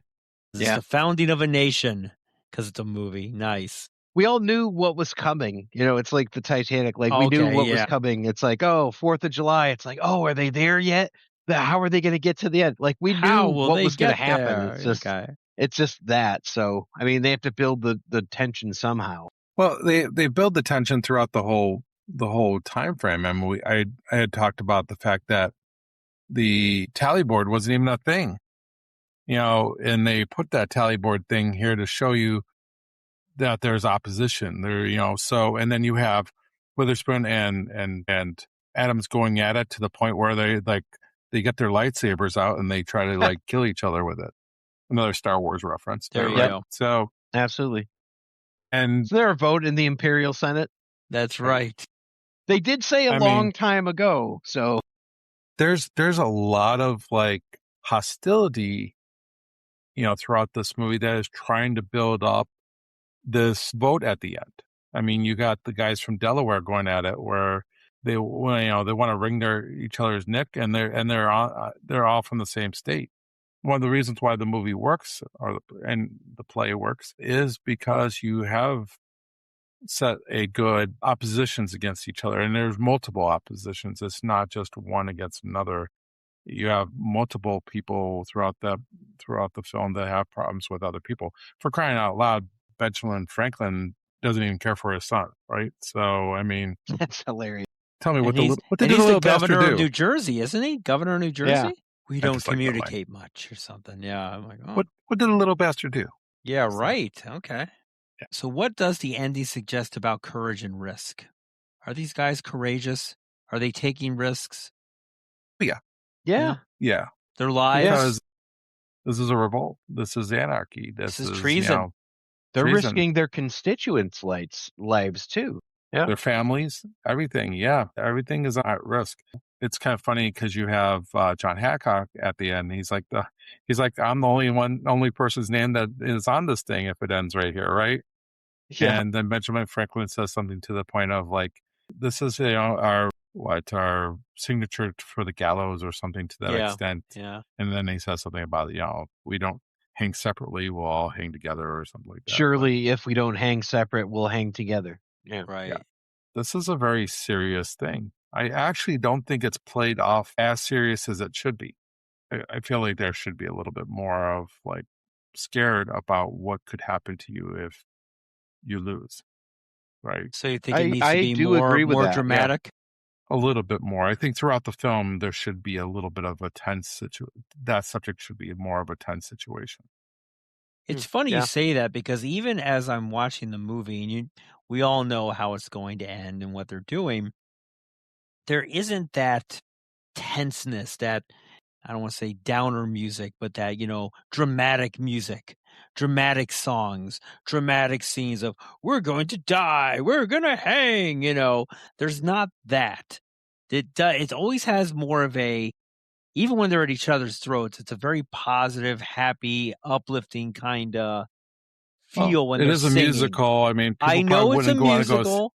I'm just saying, based on, like you said, it really is dramatic. What they're doing this is their lives. This is their families' lives. This is the history in the making, but it's not very dramatic. It's more of a song and dance. And yes, I know it's a musical. Yeah, right. The Patriot, the musical, right? With Mel Gibson. Right. It's that would be a little bit different. Yeah. Yes. I think it goes to the fact that this is a better play than a movie, because a play, you're pretty much going to go see it once, maybe twice, and you're not going to think about really any of that. You're going to think about the songs and how much fun you had during the play and stuff like that. When you get to a movie and you see it multiple times, you start dissecting it and you're like, yeah, that should have been a much more serious situation than they portrayed in here. So I think that's why it works better as a play than a playing movie. To the audience, yeah. Yep. Yeah, because you have a different type of audience that you're playing to. And I think that's why maybe the producers also didn't do as well as a movie than it did as a play. You know, it's a different type of audience that you're going towards. Good point. Well, also, they got all these people to invest more than 100%. So if it was a flop, oh, never mind. It was a flop, yes. Plays that turn into movies usually don't do well. Cats, hello. And Cats was one of the biggest musicals of all time, and it was the biggest flop of all time when it came to be a movie. It's almost like they made it a flop on purpose. I don't know, man. Like, I've never seen Cats. It was a bad idea. But it does not seem. My kids watched that on VHS back in the day. They watched the Andrew Lloyd Webber Presents Cats and all that. It was a double VHS tape and all that, and they watched the crap out of that. I don't know, man. You know, as we're thinking of musicals, one of my favorite musicals that I've seen live is Phantom of the Opera. And the Phantom of the Opera movie with Gerard Butler. Thank you, Gerard Butler. Not great, not bad, but not great. You got your Grease. I mean, it was a play. And I got one that just came into my little noggin here, Ken, one that you will appreciate, which I've also seen live. It was supposed to have Miss Anne Margaret, but it did not have Miss Anne Margaret. She was sick. And it had Gary Sandy from WKRP. Any idea? No. Best Little Whorehouse in Texas. See, that was a good movie. Great movie. It was a good movie, but did it do well at the box office? No, it did not. No, it did not. Time helped it out. But look at it this way. We just had West Side Story from Steven Spielberg come out like during COVID and all that. Did that do well? I don't think so. No, you know? It did actually. It did do well, actually, I believe. But then people are comparing that to the original film of it, then the play of it. So, I mean, West Side Story is a great one, yeah. Yeah. You know, there's so many really great musicals out there. There are. And some have turned into fine movies. I think it depends on subject matter and how well it can translate to film. Like Grease does a really great job because it's really about the music. So, like for instance, for me with the producers, the music is fine, but the story is what really counts in it. And so I think that's why it doesn't work as well on film than the original one does, because the original one is a film that has music in it, whereas this is the newer one is a musical that has been turned into a film. So, I mean, it all depends on how you like your subject matter portrayed on film. And Mr. Belvedere, hello. John Hewitt, yeah. Yeah, he was in it. What are your thoughts on Xanadu? That's a classic. Oh my God. Xanadu with the music of Jeff Lynne and ELO, right? Yeah, man. Olivia Newton-John. Yeah. Roller skating.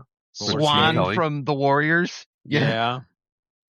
Is that a musical, The Warriors? Is that? No. Okay. No. Okay, I didn't think so. Yeah, I mean, like that's why we're just talking about all these things, and it's like, well, where does this rank? And I'm like, this can't possibly crack the top 20 for me. It can't. Well, again, it depends on subject matter. It does. Yeah.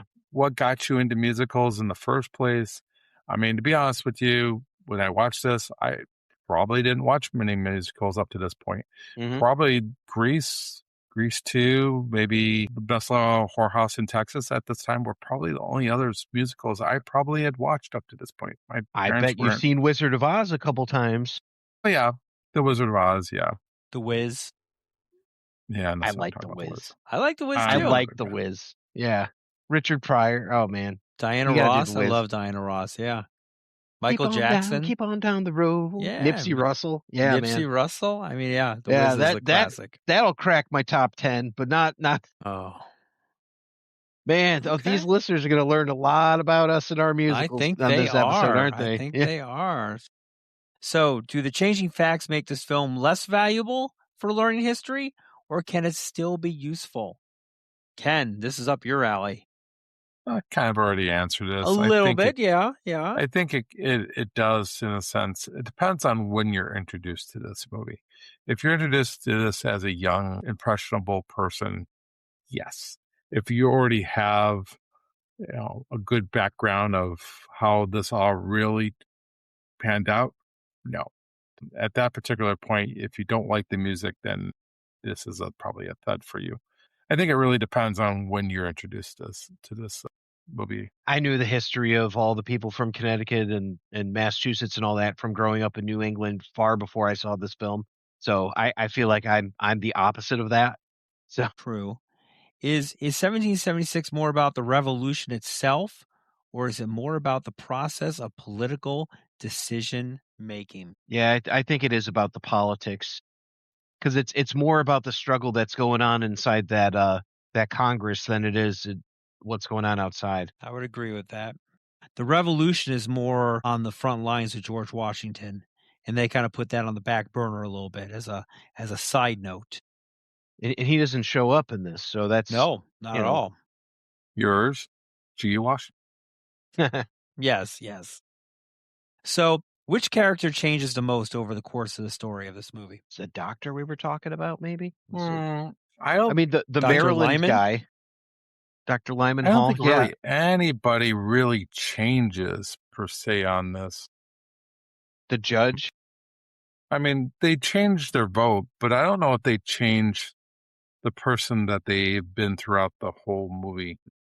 I mean, you could argue that maybe John Adams to a certain extent, because he starts off all fiery and, I'm going to do this my way and stuff.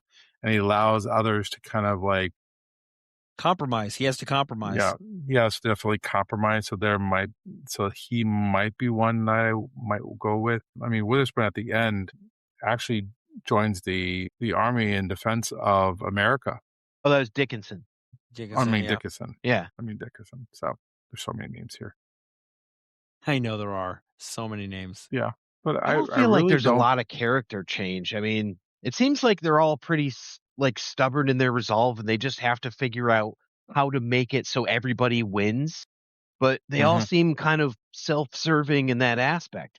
And So and maybe- Adams got what he wanted. Maybe the guy from Maryland.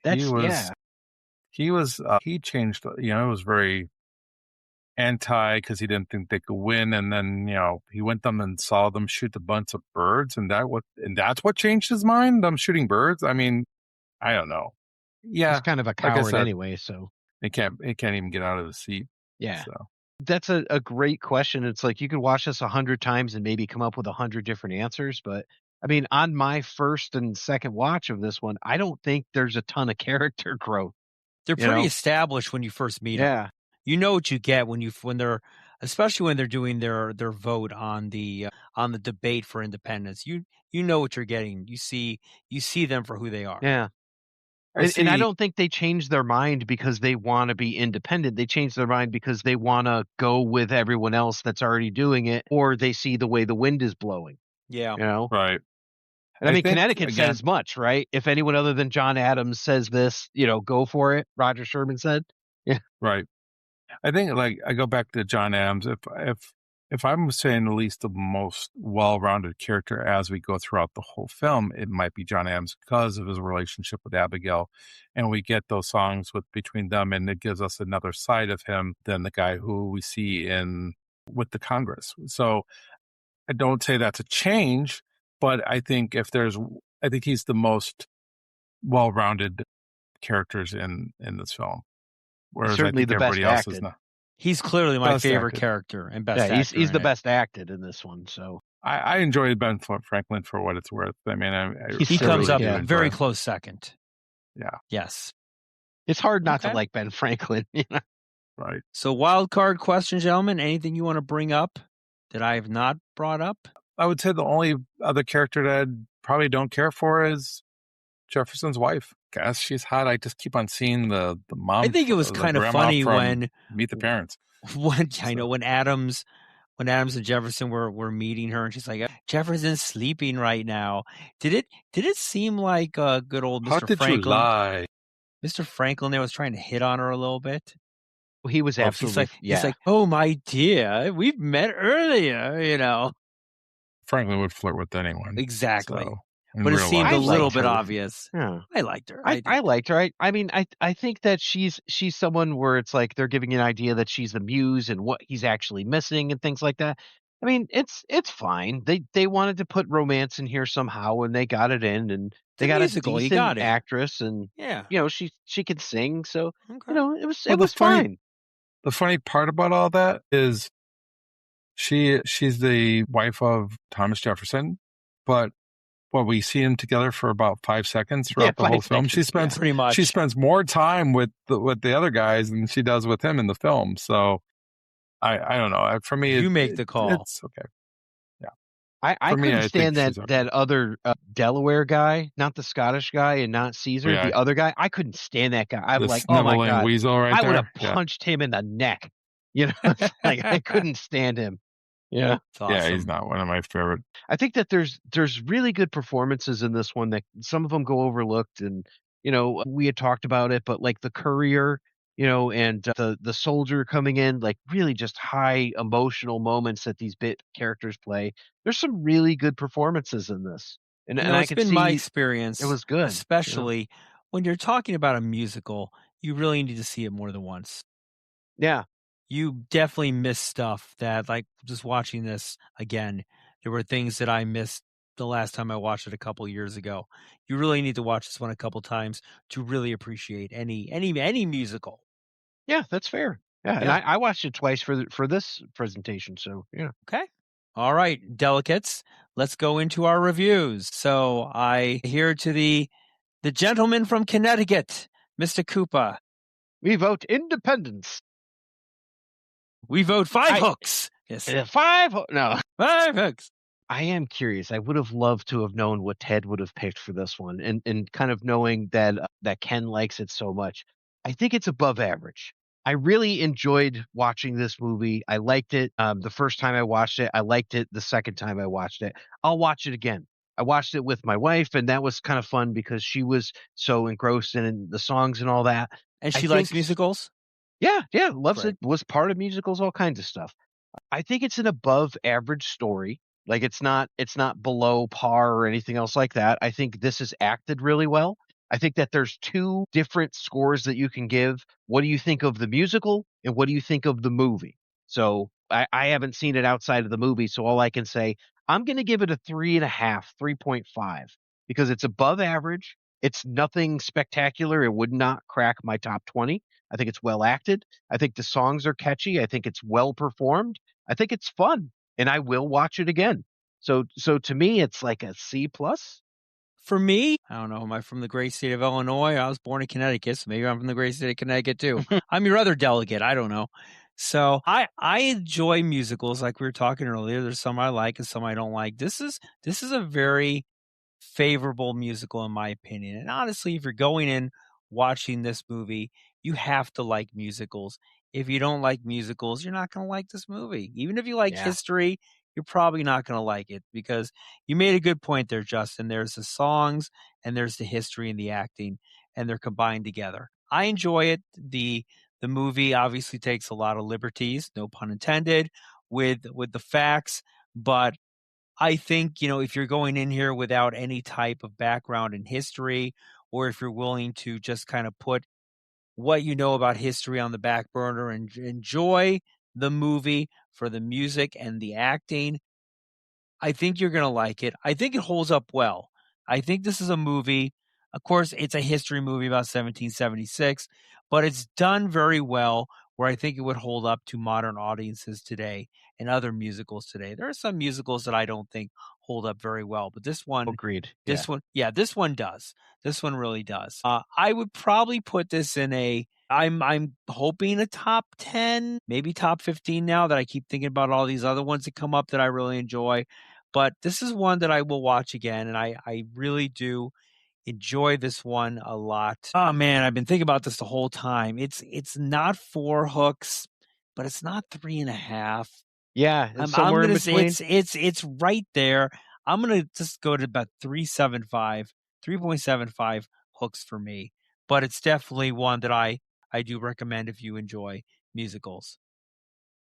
And now, Ken from the great state of Illinois giving his 5-hook review of 1776. So what I would say about this, first of all, Howard Da Silva and William Daniels really is almost like a buddy film. These two guys are colonial buddy film. They could probably do a sequel, just them. Yeah, exactly. When I did watch the Adams Ken, you know what it reminds me of? The Odd Couple. The Odd Couple? It's like The Odd Couple. I could see that. Yeah. I could definitely see that. When I saw the Adams documentary, the HBO docuseries there, it made me a little disappointed because I didn't get the buddy film that I saw here in 1776. But and I think they really make this film really enjoyable because they're working together, but then they clash at times. And some of the lines here are really funny. I mean, they have some really good one-liners. Sarcastically funny. Great one-liners, yes. Daniels kills it. So I really enjoy it. I mean, some of the songs, like we talked about them talking, singing about who's going to sign the Declaration of Independence. I just think that's a lot of fun. And the movie's fun. And I think that's why I like it. Does it take itself too seriously at times? Yes, but the subject matter is a very serious matter. So this movie was much higher up on my list when I was younger. It has dropped down a little bit throughout the years, but it also is something that I look forward to every year around July 4th. And I would even say not around July 4th, on July 4th, I try to make it a point to watch it. Nice. It's just one of those movies that caught me at the right time. I'm a very impressionable kid who loves history. I would have loved to see how Ted would have looked at it because, Ted's a big history buff as well. Had Ted seen this? Yes. Okay. Ted had seen it. Okay. I think Ted saw it because of me as well. Okay. I think he would have loved the Star Wars comparison that you made. Yeah. Oh, yeah. For every 5 movies that I make you guys watch that you can't stand, there's always going to be one that you guys are like, oh, that's pretty cool. So as far as like the rating, I don't know where I have a hard time putting this in the ranking. So I'm going to go by where I would probably fit this in like my top 100 of movies of all time. So I'm going to go with 4.5 hooks because there are some missteps here. I don't care for the cold, considerate men. And, the inaccuracies, probably that's why down the road as I gotten older, the movie has dropped down a little bit for me.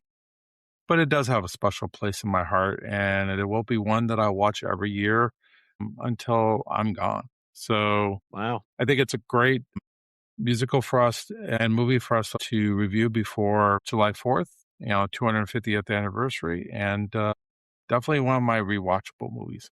Yeah, I would absolutely rewatch this. And I watched it twice, and it was the first time I saw it a week ago.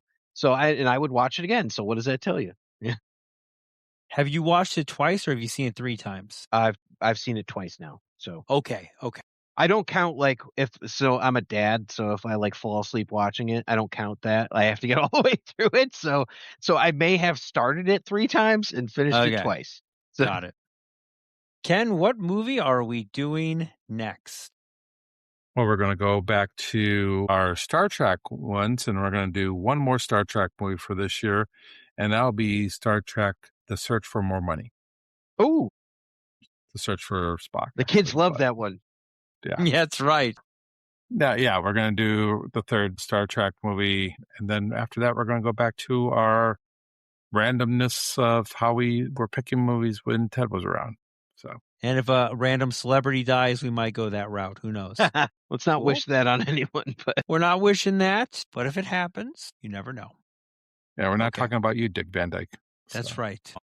I love Dick Van Dyke. I don't want him to die. So. I don't think there's a ton of like what do we get? Chitty Chitty Bang Bang and Mary Poppins. Oh, yeah. I forgot about those two. I love Mary Poppins. So not one of your favorite musicals. No, and neither is the remake. No, I don't like Mary Poppins. I didn't mind the remake. I don't like Chitty Chitty Bang Bang either. So Dick Van Dyke is a national treasure. He is a national treasure. I'm not saying that. I'm just saying not. Just like in the Declaration of Independence, a national treasure. Like how did we miss 1776 and then National Treasure? We should have done National Treasure as our next movie. National Treasure. One of my guilty pleasures. Nicolas Cage, that is. Nicolas Cageous, if we'd say. Yes. Cool. All right. So Star Trek 3, Search for Spock and or More Money will be the next movie we are doing. Looking forward to it. That's all the time we have on this episode of Hooked on Movies Podcast. And as always, I'll have what she's having. Verily. See you next time on Hooked on Movies. See you at the movies.